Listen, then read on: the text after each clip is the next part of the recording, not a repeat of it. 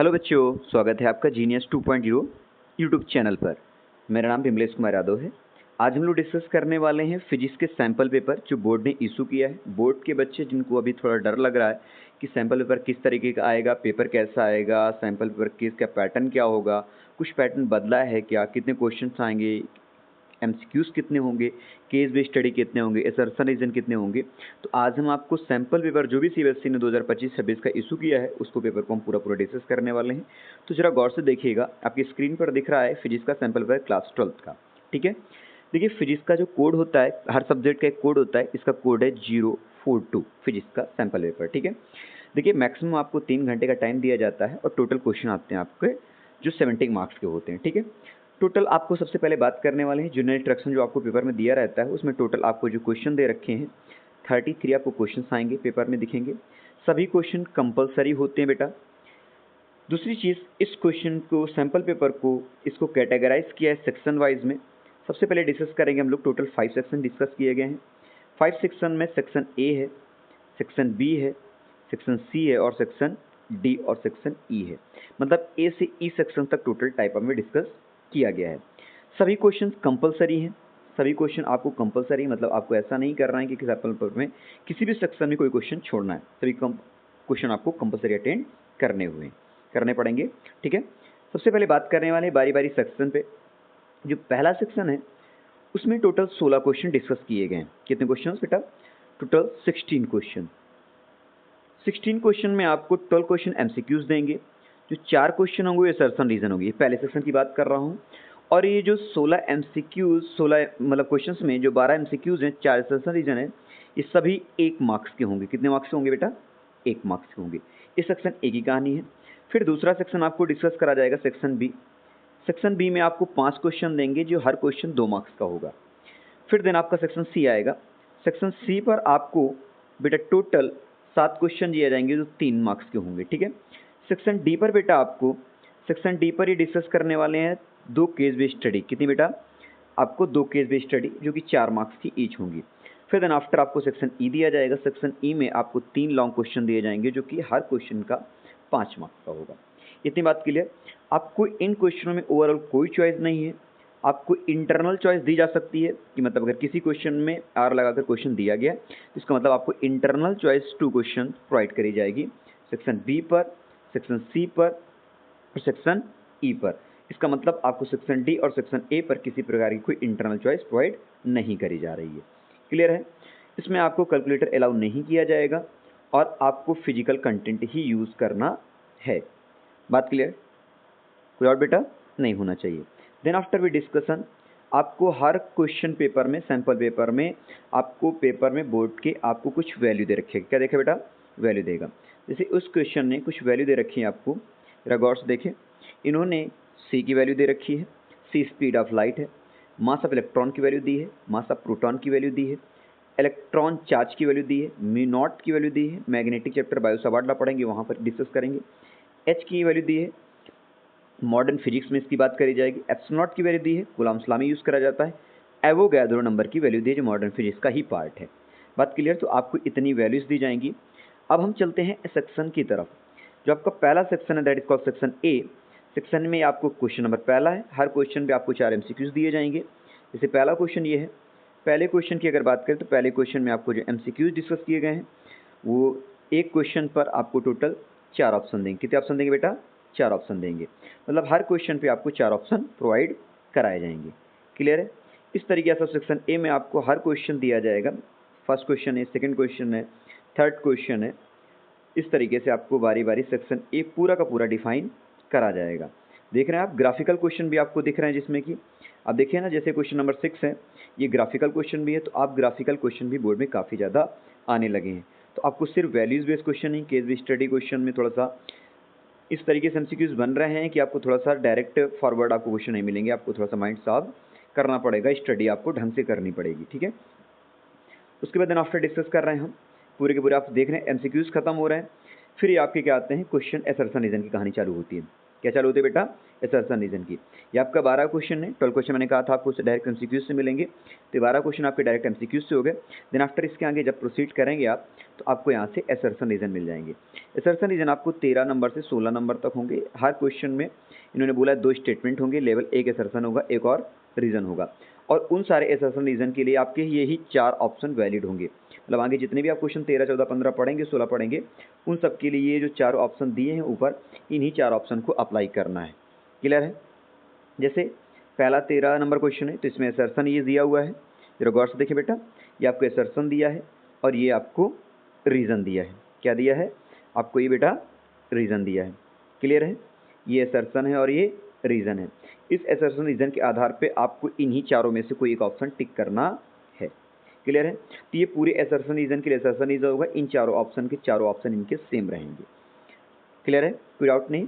तो 13 number question है, 14 number, 15 और 16 नंबर क्वेश्चन ये आपके असर्शन रीज़न है। देव आप इसके बाद डिस्कस करते हैं सेक्शन बी पर। सेक्शन बी जो आपका 2 मार्क्स का क्वेश्चन है, हर क्वेश्चन 2 मार्क्स का डिस्कस करेंगे सेक्शन बी में। देखिए आपका 17 नंबर आपका सेक्शन बी में आता है, 18 नंबर सेक्शन बी में आता है।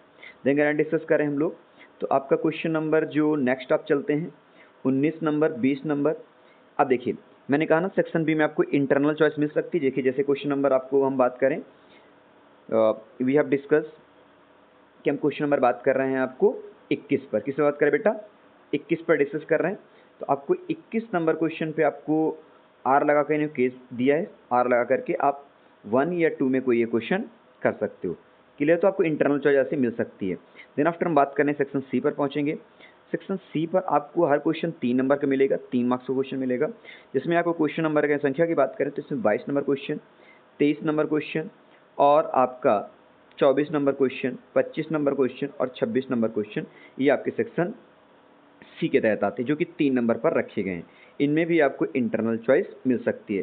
जैसे कि आप इंटरनल चॉइस के लिए देखें 27 नंबर क्वेश्चन में इन्होंने इंटरनल चॉइस दी है। मतलब ऐसा कंपलसरी नहीं कि हर क्वेश्चन में इंटरनल चॉइस दें, किसी किसी क्वेश्चन में इंटरनल चॉइस ये दे सकते हैं। जिस तरीके से उन्होंने क्वेश्चन नंबर किसी में दिया है, क्वेश्चन नंबर 27 में इंटरनल चॉइस दी हुई है।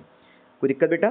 तो आप इंटरनल चॉइस का मतलब ये होता है कि जो 27 का आपका ए पार्ट है, या तो आप ए वाला कर सकते हो या फिर 27 का आप बी वाला भी कर सकते हो। कोई एक करना होता है, आपको मार्क्स पूरे मिलेंगे। आप 27 का 1 करते हो तब भी आपको उतने ही मार्क्स मिलेंगे, 3 नंबर मिलेंगे। और 27 का आप बी करते हो तब भी आपको 3 नंबर ही मिलेंगे। 28 नंबर भी आपका सेक्शन सी के तहत आता है। देन हम लोग बात करते हैं सेक्शन डी पर। सेक्शन डी बेटा क्या होता है? सेक्शन डी आपका असर्शन रीजन की बात करता है। किसकी बात करता है बेटा? असर्शन रीजन की। तो आपको ये पूरा का सॉरी असर्शन रीजन, हाँ ठीक है, सॉरी आपको सेक्शन डी बात करता है केस स्टडी की। आपको पूरी केस स्टडी 29 नंबर क्वेश्चन में दे रखी है। देन आफ्टर उसके आपको क्वेश्चंस एमसीक्यूज में दिए हैं, first, second, third, fourth. 4 MCQs आपको पॉइंट दिए होंगे, क्योंकि आपके 4 नंबर केस स्टडी होती है। कितने नंबर बेटे था? 4 नंबर की। 4 नंबर केस स्टडी होगी, तो आपको हर एमसीक्यूज के लिए फर्स्ट, सेकंड, ये आपका थर्ड एमसीक्यूज है, ये फोर्थ एमसीक्यूज है। केस स्टडी के आधार पर इनको करने होंगे। हर एमसीक्यूज के लिए आपको 1 नंबर दिया जाएगा। आपकी ये दूसरी केस स्टडी बेटा, ये आपको केस स्टडी रीड करनी है। इसी केस स्टडी के आधार पे आपको इनके क्वेश्चंस करने हैं। देखा कि आपको जो पहले वाली केस स्टडी थी उसमें एमसीक्यूज थे, और ये दूसरी जो केस स्टडी है इसमें आपको आंसर्स सॉल्व करने हैं। क्लियर बेटा? देन आफ्टर हम बात करेंगे सेक्शन ई की। सेक्शन ई में आपको 5 नंबर का क्वेश्चन मिलता है। कितने नंबर का? 5 नंबर का क्वेश्चन मिलता है। 5 नंबर जब क्वेश्चन मिलता है तो बेटा उसको पार्ट्स में डिवाइड करते हैं। किस में डिवाइड करते हैं बेटा? पार्ट्स में।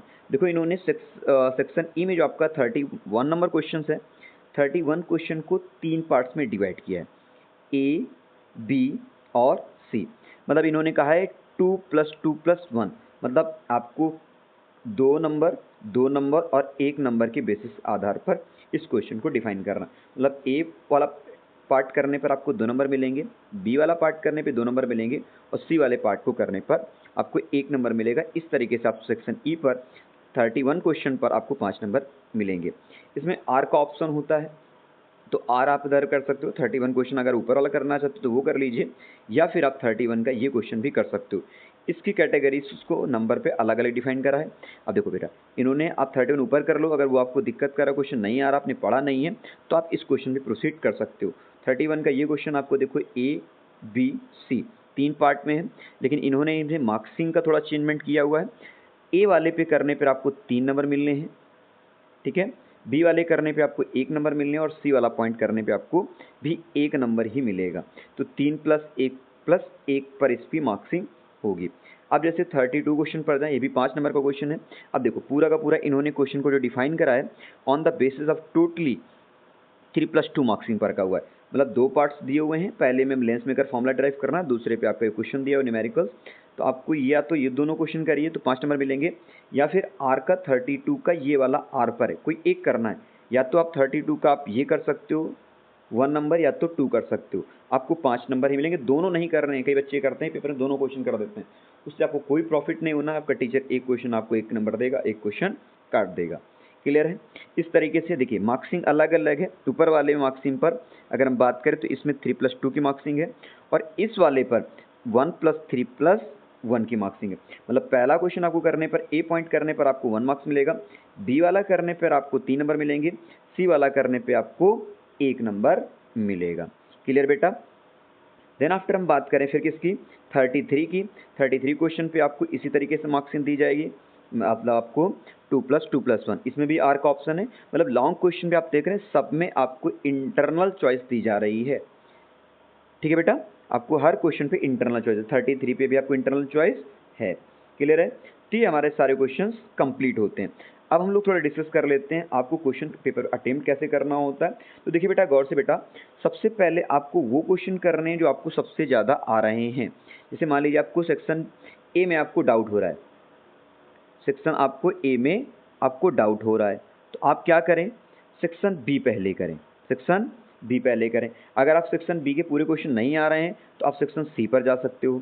अगर आपको सी पर दिक्कत कर रहा है तो आप पहले डी के क्वेश्चन डाल कर सकते हो। मतलब आपको पेपर में सबसे पहले वो क्वेश्चन अटेंड करने हैं जो आपको क्वेश्चन आ रहे हो इसलिए, और उनके आप एग्जैक्ट आंसर लिख पा रहे हो। फिर देन आफ्टर उन क्वेश्चनों पर आए जिन क्वेश्चन में आपको दिक्कत होती है। क्लियर है?